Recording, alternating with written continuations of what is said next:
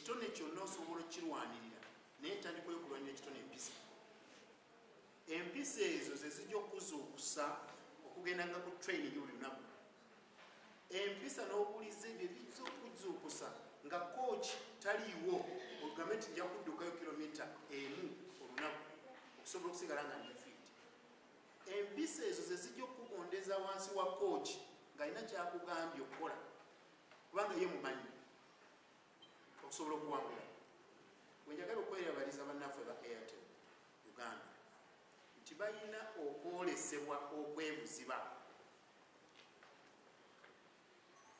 nti amaanyi gaabwe n'essuubi lyabwe balitadde ku ki? Okusitula omupiira mu Buganda ne mu Uganda nga batunulira abaana bano abato okubateekamu ssente n'obusobozi bwonna n'ebintu byonna ebibeetaagisa okusobola okutuuka eno gye basobodde okutuuka. Nolwekyo